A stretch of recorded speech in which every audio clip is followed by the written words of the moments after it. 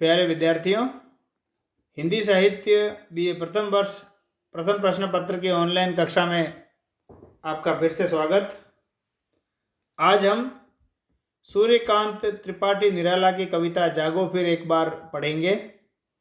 इससे पिछले वीडियो में हमने हिंदी काव्य के क्षेत्र में निराला के महत्व को जाना था। यदि आपने वो वीडियो नहीं देखा है तो अवश्य देख लें। चैनल को सब्सक्राइब नहीं किया है तो अवश्य कर लें। वीडियो को लाइक करें, शेयर करें एवं आपसे ये भी निवेदन है कि वीडियो को आप पूरा देखें। तो हम सीधे चलते हैं अपनी कविता पर, जिसका शीर्षक है जागो फिर एक बार।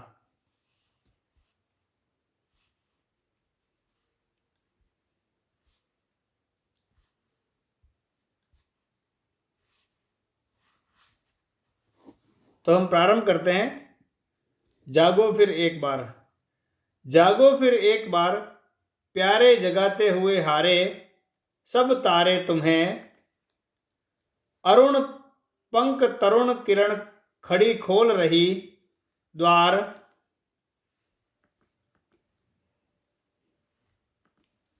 जागो फिर एक बार। आंखें अलियों सी किस मधु की गलियों में फंसी, बंद कर पांखें पी रही है मधु मौन, अथवा सोई कमल कोरकों में ही बंद हो रहा गुंजार। जागो फिर एक बार। ये हमने काव्यांश पढ़ा। पहले हम इसी की व्याख्या जानेंगे और सबसे पहले हम शब्दार्थ देख लेते हैं कि इसमें जो कठिन शब्द है उनका अर्थ क्या है। अरुण पंख का मतलब होता है लालिमा युक्त पंख। तरुण किरण का मतलब होता है जवान किरण।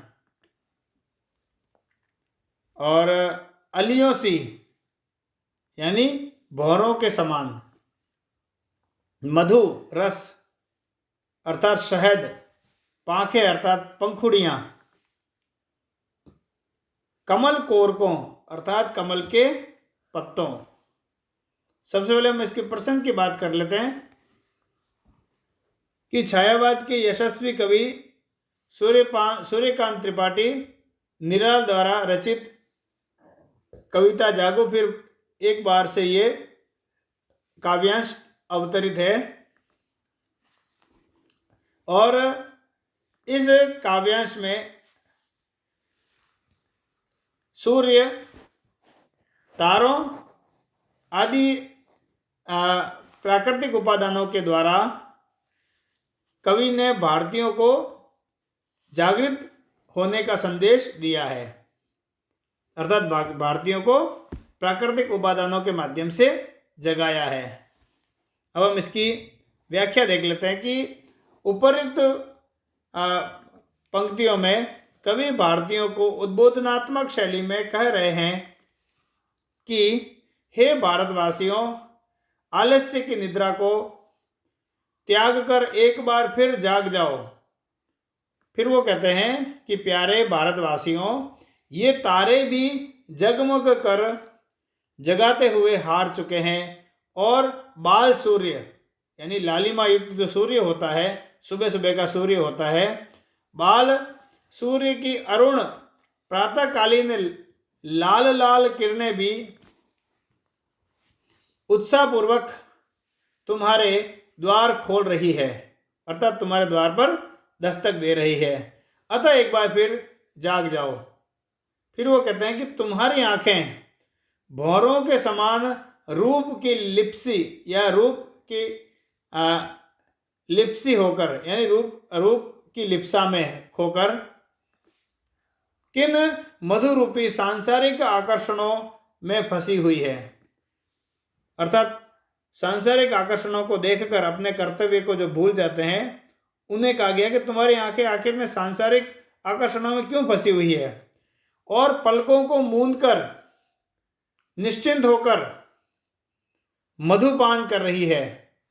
जिस प्रकार भौरा जो रूप सौंदर्य का लालची होता है, अपने कर्तव्य को भूलकर कमल की पंखुड़ियों में बंद होकर उसका मधुपान करने में ही निमग्न रहता है, उसी प्रकार तुम्हारे नेत्र भी सांसारिक आकर्षणों और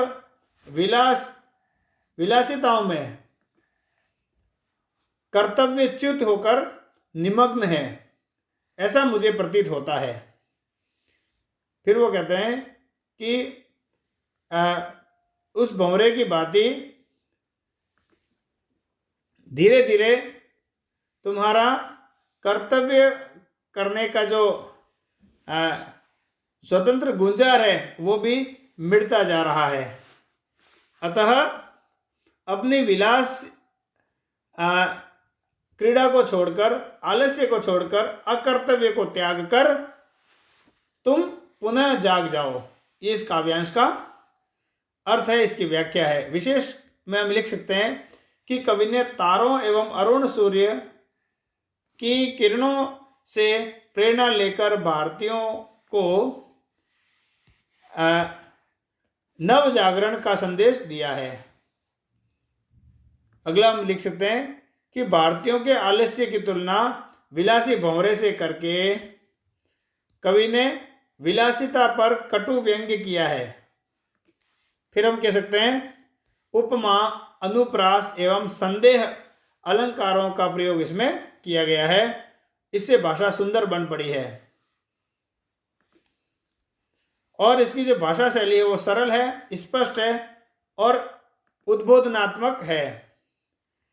और सबसे महत्वपूर्ण मुक्त छंद का प्रयोग इस कविता की महती विशेषता कही जा सकती है।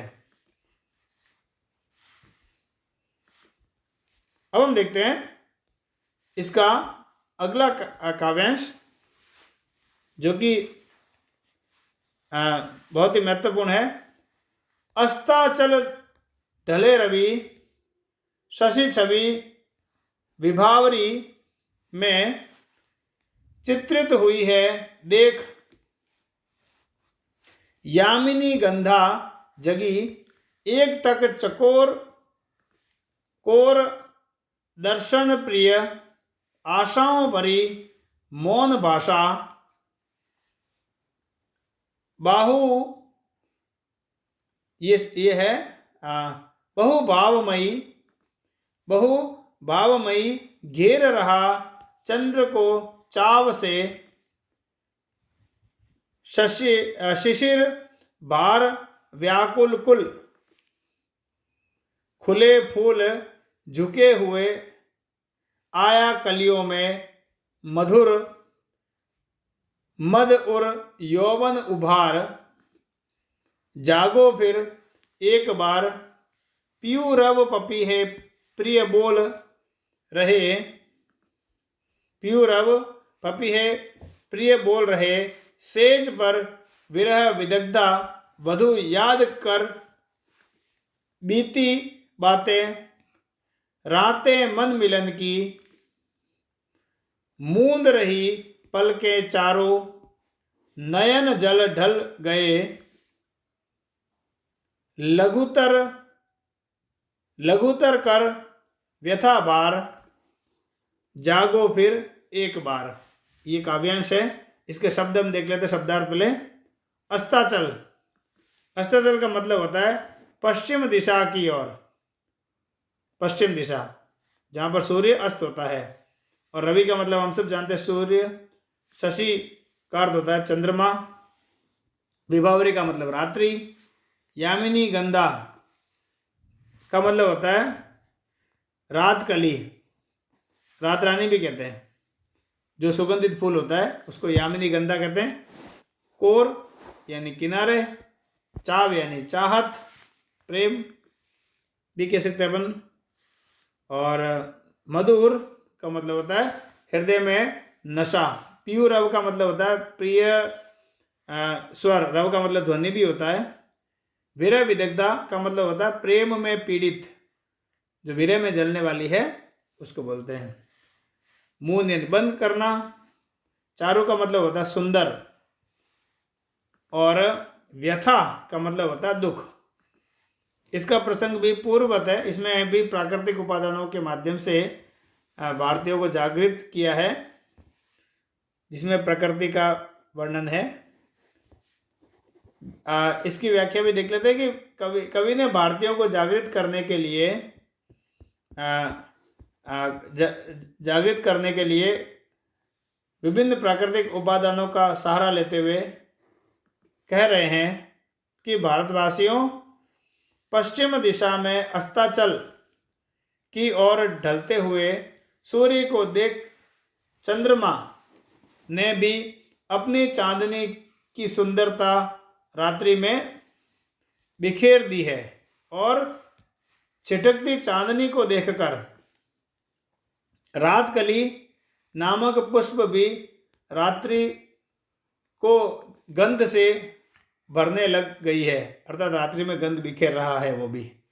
चकोर नामक पक्षी भी चांदनी में अपनी प्रियतमा की एक झलक के लिए मन में अनेक प्रकार की मौन आशाएं भरकर चंद्रमा को देख रहा है, और प्रेम के कारण अनेक भावों से भरी मौन भाषा में चंद्रमा को घेर रहा है।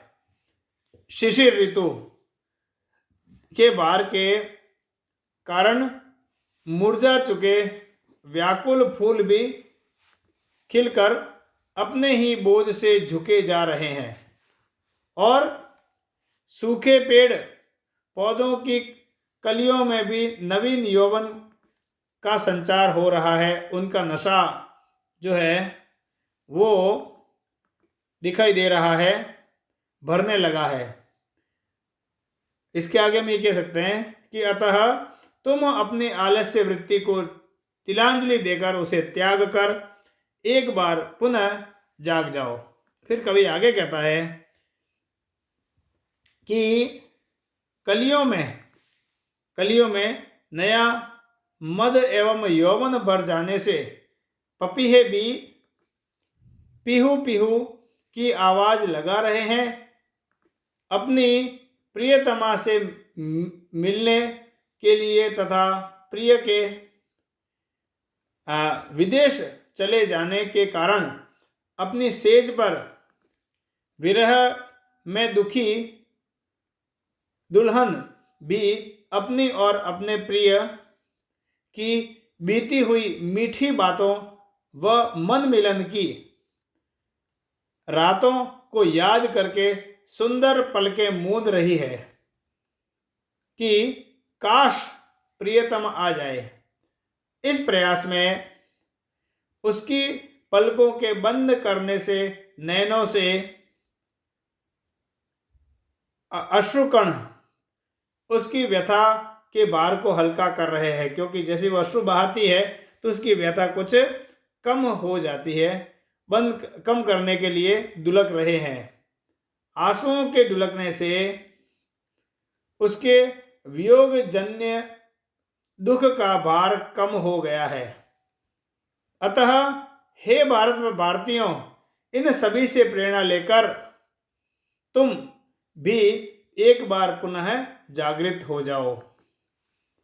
यहाँ पर विशेष में हम कहेंगे कि निराला जी ने प्राकृतिक उपादानों चंद्रमा, यामिनी गंधा, चकोर, कलियों, पपीहा एवं विरहिणी नायिका को नव